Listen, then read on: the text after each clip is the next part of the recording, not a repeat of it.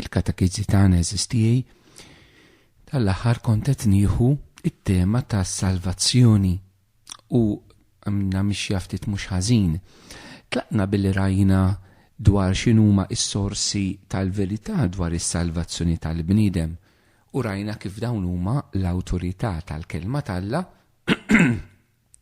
u dik li nsejħula it-tradizzjoni tal-Knisja. Imbagħad bdejna riflessjoni tagħna billi mxejna pass pass u tlaqna mis-sitwazzjoni kif inhi u hemmhekk rajna kif Alla huwa dak li jurina il-verità tas-sitwazzjoni kif inhi bħal tabib illi jikxef il-ferita. Rajna li dil-ferita hija l-umanità kollha tinsab fid-dnub. Rajna kif id-dnub jimmanifesta ruħu fid-diversi dnubiet illi aħna nagħmlu. Rajna l-kelma t'Alla b'lista daqsxejn ftit twila ma speċjali minn San Pawl dwar id-dnubiet. Rajna kif ir-realtà tad-dnub fl-aħħar ta' żmien skont ma jidilna San Pawl sejra timmanifesta ruħha aktar, se terfa' rasa aktar. U rajna wkoll kif id-dnub joħroġ mill-qalb tal-bniedem. Imbagħad rajna wkoll ftit eżattament x'inhu id-dnub u x'inhuma l-konsegwenzi tad-dnub. Mela tlaqna minn x'inhija ir-realtà midimba tal-bniedem. Imbagħad bdejna naraw bil-mod il-mod Alla illi jwieġeb għal din ir-realtà, mhux il-bniedem illi jwieġeb għar-realtà tad-dnub tiegħu.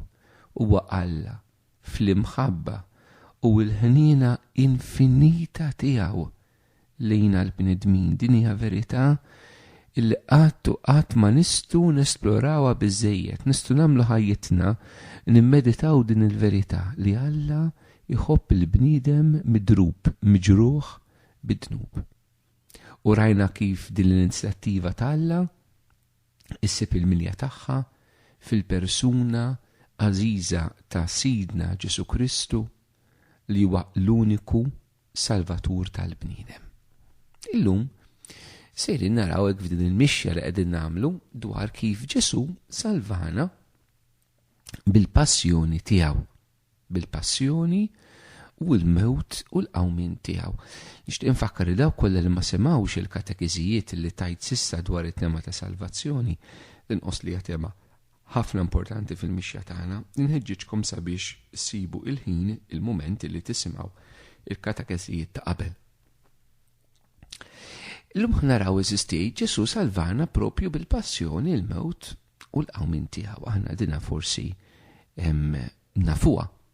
Ġifieri mid-żminijiet tal-miliet neħtlu ftit wara fi żminijiet tal-Għid bit-tħejja qawwija tar-Randan u hemmhekk aħna neħtlu ħafna fil-qalba tal-misteru Paskwali. Però ħaneħtlu daqsxejn ftit jekk f'din it-tema tas-salvazzjoni naraw kif il-Mulej salvana bil-passjoni, il-mewt u l-qawmin tiegħu. L-Evanġelisti eżistijej b'modi differenti, però b'modi anka li jingħaqdu flimkien, imma minn perspettivi differenti għaliex kull evanġelista kiteb għal komunità differenti u kull evanġelista għandu it-teoloġija partikolari tiegħu. Ftakru illi l-erba' Evanġeli li l-Knisja għandha huma storja u teoloġija flimkien, mhumiex biss rakkonti tal-fatti, imma huma rakkonti tal-fatti interpretati f'qafas, fis-sfond, f'dawl, fi ħsieb, f'perspettiva teoloġika. Ġifieri Alla xed jgħidilna dawk il-fatti. U dawk il-fatti fid-dawl tal-kelma t'Alla, mu speċjali fil-kelma tar-Rab tal-Qadima, t-Testament il-Qadim, daw il-fatti f'Sidna Ġesu Kristu anka xi jfissru. Pereżempju, jekk nieħdu l-Vanġelu skont San Ġwan, ir-Raba' Vanġelu, Ġwanni l-Ammidi, Ġwanni il-Battista, jindika lil Ġesu mill-bidu bħala il-ħaruf li kellu ineħħi id-dnub tad-dinja. Issa f'San Ġwan id-dnub ma jiġ id-dnubiet imma id-dnub. Dila tkellimt anka fuqha meta tkellimna x'inhu d-dnub. Id-dnub fundamentali u li aħna niċħdu lil Alla. Li niċħdu il-dak illi l-missier bat li huwa liben il-Ġesu. U meta niċħdu l-Ġesu aħna niċħdu allura anka lill-missier u niktu lill-Ispirtu Santu. San Ġwan il-Battista fuq Ġesu jgħidilna żewġ affarijiet. Jgħidilna dak Ġesu huwa dak illi għandu jammidna bl-Ispirtu u dak illi l-ħaruf li għandu jneħħi dnub, no? Dak illi jisalvana u dak li jimlina bl-Ispirtu Santu. Kapitlu 1 vers 29 insibu ħafna ċara Ġesu huwa dak li jneħħi id-dnub tad-dinja. Anka jekk naqraw b'attenzjoni pereżempju ir-rakkont tal-passjoni kif jagħtihulna San Ġwan li fih dettalji ftit partikolari mill-Vanġeli ta' Mattew, Marku, Luqa. F'San Ġwan naraw it-tema li Ġesu bħala il-ħaruf ta' Alla toħroġ ħafna sabiħa f'dettalji illi il-ħin pereżempju li Ġesu jmut fil-Vanġelu ta' San Ġwan u għal-ħin li l-ħaruf tas-sagrifiċċju skont ir-rabta l-qadima ikun maqtul fit-tempju biex jiġi offrut f'dan is-sagrifiċċju.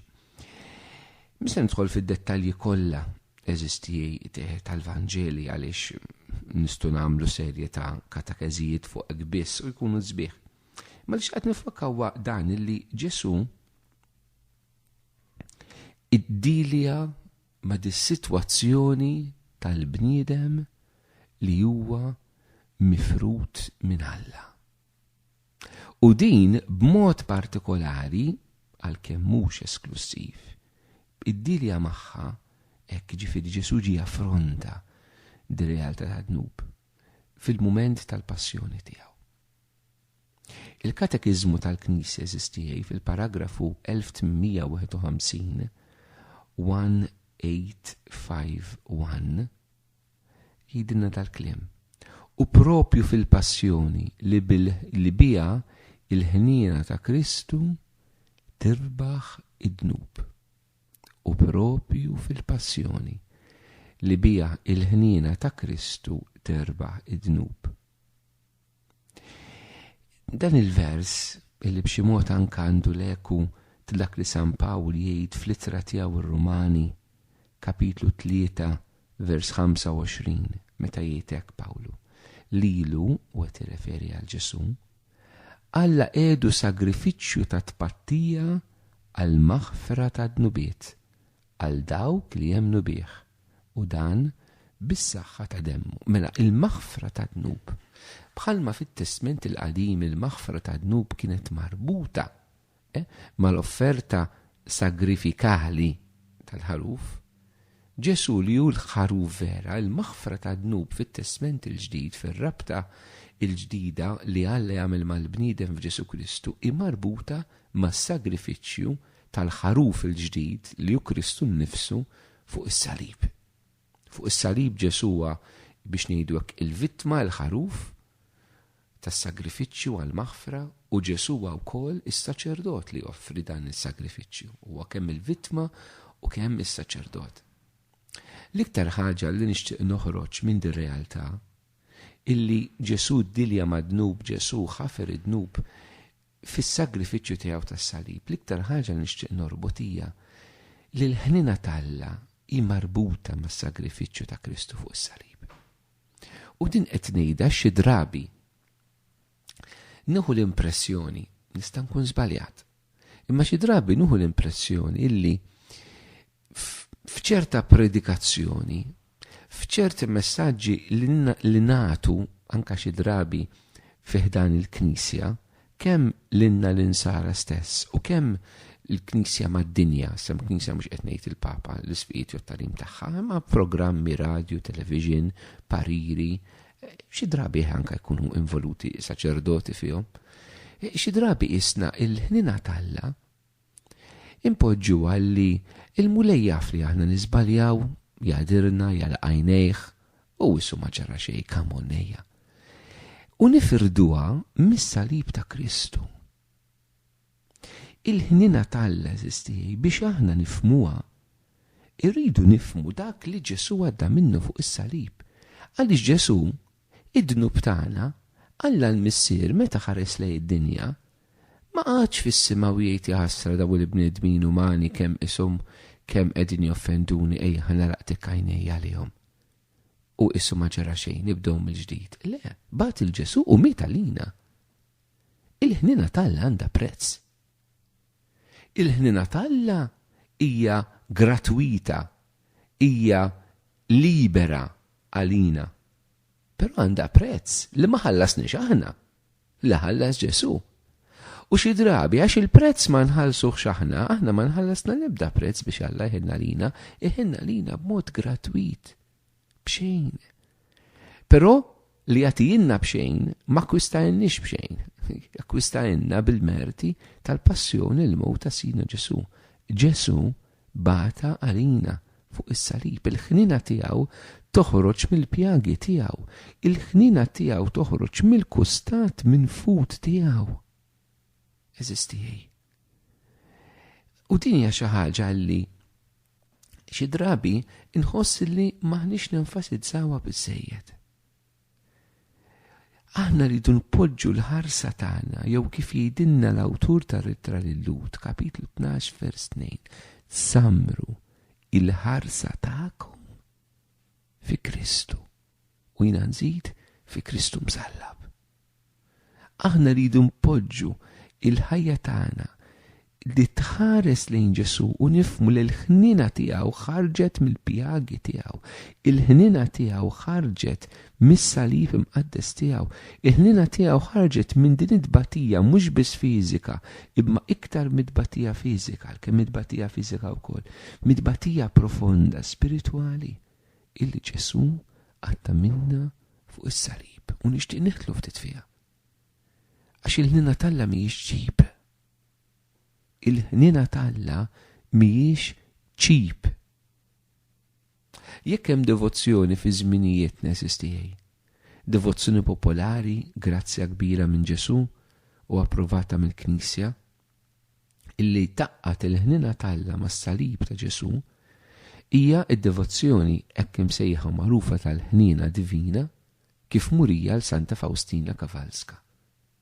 Meta fil-kurunella tal-ħnina divina, u nirrikmandakom li titolbu l-kurunella tal-ħnina divina, eżisti, talba li anka il-Knisja qed tħeġġiġna biex nitolbuha fi żminijietna. It-talba prinċipali hija fġieħ il-passjoni ħarxa tiegħu ħenna lina u d-dinja kollha. Mi sempliċiment ħenna lina, imma fġieħ il-passjoni. U għaliex hemm din ir-rabta eżisti bejn id-tbatija ta' Ġesu fuq is-salib u l-ħnina talla, bejn id-tbatija ta' Kristu fuq is-salib u s-salvazzjoni. Nixtieq nispjega b'mod sempliċi ħalli nippruvaw nifhmu l-koll u anke jibqa' ċar ftit moħħna hekk il-mulej kif għamel l-affarijiet.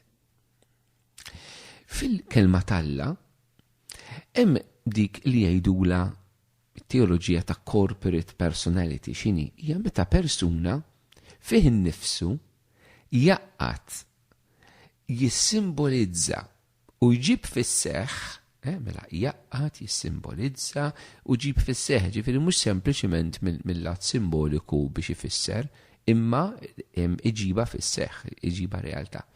Persuna waħda tirrappreżenta lill-umanità kollha. Mela li jiġri f'persuna jiġri fil-poplu.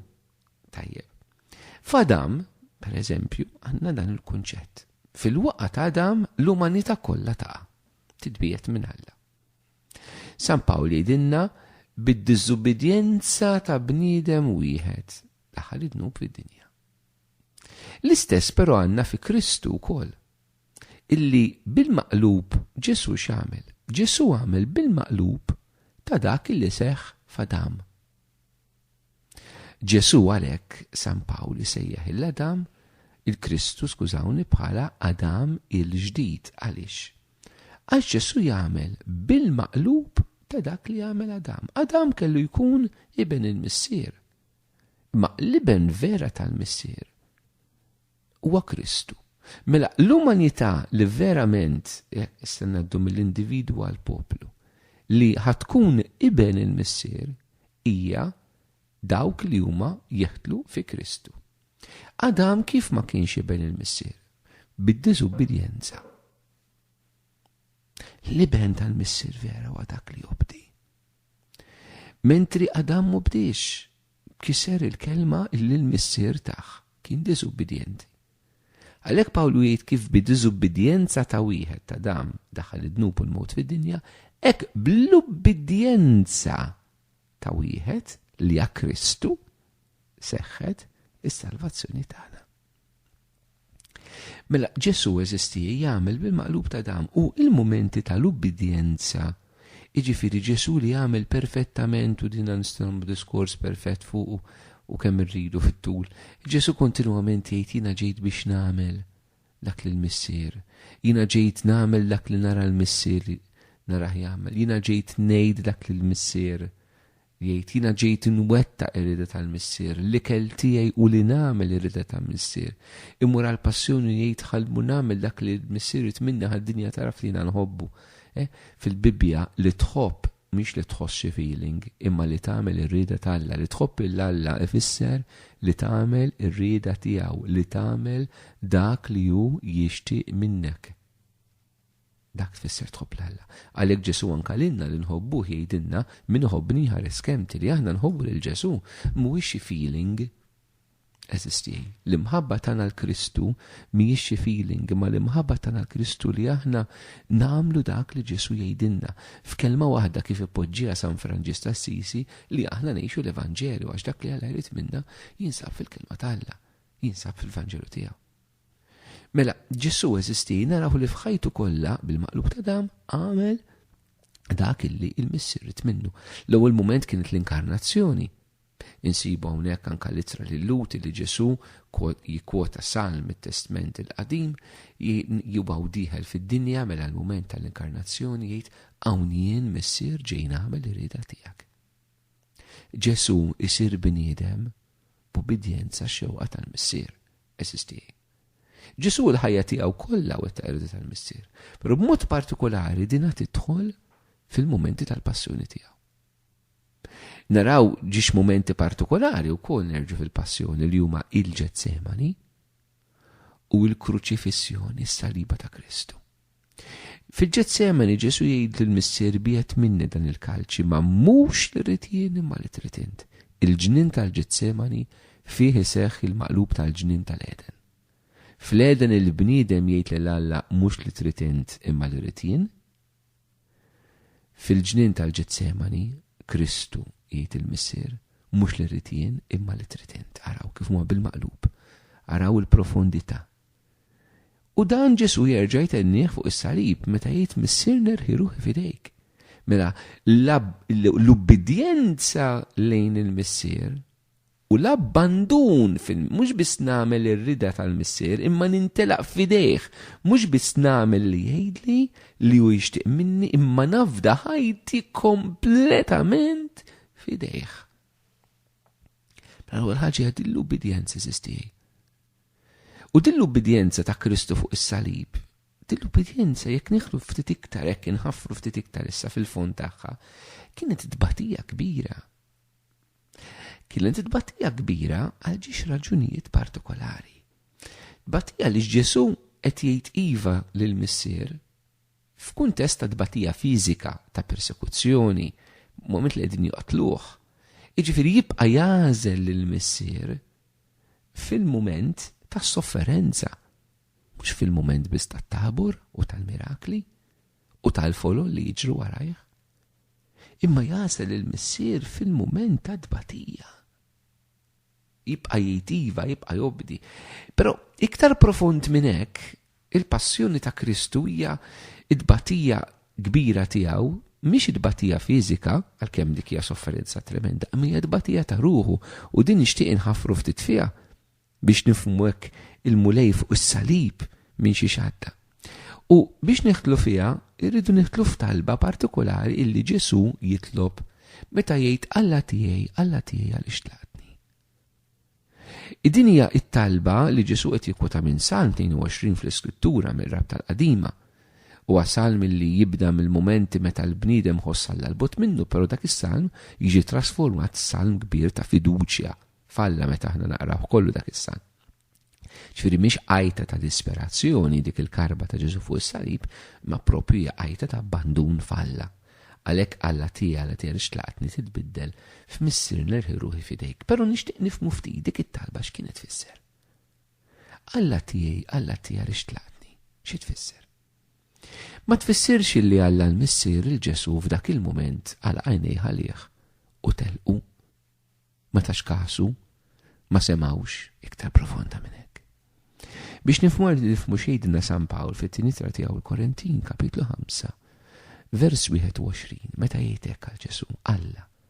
Il-dak li ma kienx jaf x'inhu dnub għax Ġesu bla dnub, għamlu dnub għalina. Għamlu dnub qawwija ta' Ġesu ma għamilx dnubiet imma sar id-dnub tagħna. Naf li qawwija dina. U hawnhekk nifhmu dbatija kbira u l-ħnina talla kif toħroġ mill-pjagi mid-dbatija kollha li Ġesu għadda fuq is-salib. X'jiġifieri Alla mill-Ġesu dnub għalina? Nifhmu dil-kelma nerġgħu fid-dawl ta' dak li jgħidilna l-profeta Eżajja f'kapitlu 53 meta jgħid jipprofetizza Ġesu huwa tabba bid-dnub tagħna. Tabba bid-dnub tagħna. Minn hawnhekk qiegħda tbatija kollha. Minn hawnhekk toħroġ il-ħnina. U ħa nispjega b'dan il-mod xiġifieri Ġesu sar dnub tabba bid-dnub fuq is-salib. Id-dnub x'kont qedtilkom li huwa eżisti f'katekeżi li għamilna. Ir-rifjut ta' Alla. Li jint tiċħat lill-Alla. Issa tistgħu timmaġinaw. Ġesu li fit-Trinità qaddisa u f'ħajtu kollha fuq dil-art anke fl-umanità tiegħu għex faqda perfetta ta' mħabba mal-missier. Fuq is-salib Ġesu għax jitabba bil-ferita li hemm f'qalbek u f'qalbi u fil-qalub tad-dinja kollha tal-bnedmin kollha, il-ferita li hija dnub. Jiġifieri ir-rabja tagħna għal Alla, aħna li ma rridux il-Alla fil-ħajja tagħna. Ġesu jsir dik il-ferita. Ġesu jsir dik iċ-ċaħda ta' Alla, tistgħu tifhmuha fih innifsu dan Alla li huwa maqut kompletament, il-missier li jħobb il-liben, liben jħobb il-missier b'mod uniku. Maqudin f'din il-ħabba tal-Ispirtu. Il-missier Ġesu fuq is-salib isir dan ir-rifjut tal-Alla l-missier. Dak li l-umanità għamlet qalet le lill-Alla, Ġesu jsir dik il-le. Din hija tbatija profonda, jifhmuha biss il-maħbubin. Din ma nifhmuwix b'xi loġika, b'xi liġi. Din nifhmuha biss min iħobb.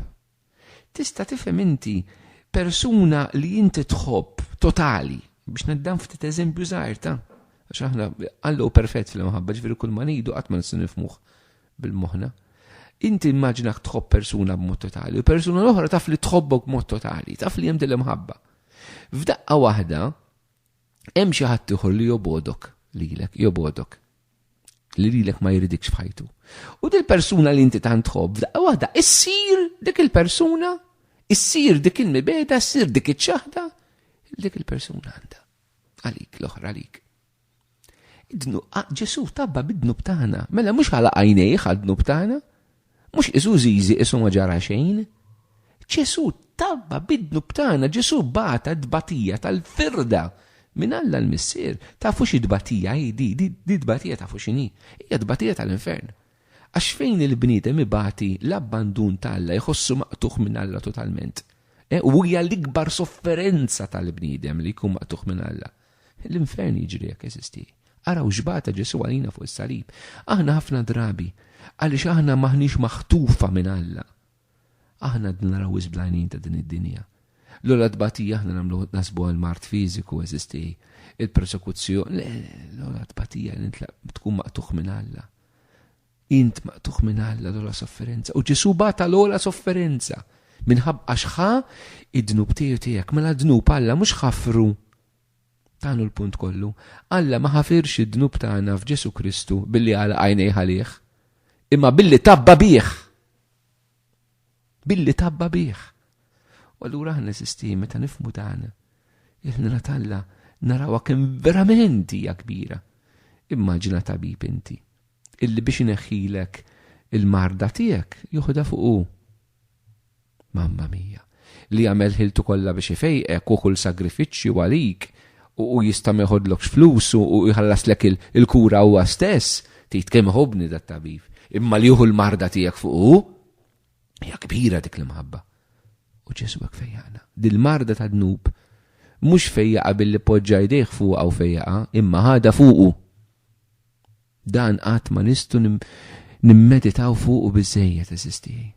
Imma meta neħtlu iktar fil-fond u forsi dil-katakezi bżonn nisimgħuha ma nafx kemm il-darba biex neħtlu fil-fond ta' din id-dibatija ta' Ġesu fuq is-salib u nifmu kif il-ħnina tiegħu ħarġet minn hemm.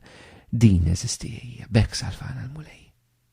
Dan it-tabib illi mhux ifejjaqlek il-marda billi jagħtik mediċina, jagħtik il-kura b'xejn, jassistik kull ħin xi trid inti, qiegħed hemmhekk miegħek dejjem. Dak ġa ħafna ma jagħmel pass wisq kbir iktar.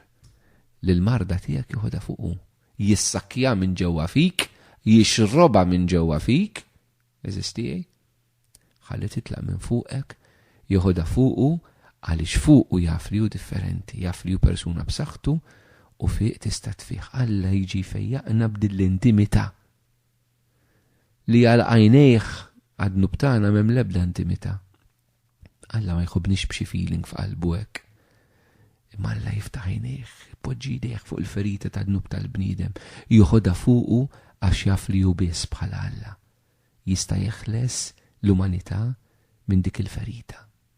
Dat tabib jaf illi l-uniku fejqan tal-pazjent tiegħu mhux li jagħtih xi kura, imma li jieħu dik il-marda fuqu u hu bħala tabib b'saħħtu jaf illi jista' jneħħi dik il-marda kompletament. Jeqrida fih innifsu flok jeqrida mal-persuna marida. Iħtlu fil-fond eżisti u allura nifhmu isma' jekk aħna rridu verament il-ħnina tal-Alla u nifhmu kemm Ġesu ħabna, kemm salvana, etc. Allura d-dnub tagħna naħduh bis-serjetà, ma naħduhx lightly. Però fuq kollox nieħdu l-Ġesu bis-serjetà. U verament inħallu l-qalb tagħna tinqabad kif inqabdet tal-qaddisin minn dil-imħabba kbira l-Ġesu għandalina u aħna lejh. Dan kollu li jettilkom huwa l-Ispirtu Santu biss maħbubin tiegħi li jista' jgħinna nifhmuh jalla u nitlob minn qalb li l-Ispirtu tal-Alla itikom dan id-dawl li jdaħħalkom f'din l-intimità ta' Ġesu ma' Ġesu fuq is-salib li tifhmu l-ħnina tiegħu, il-fejqan tiegħu minn fejn jiġi.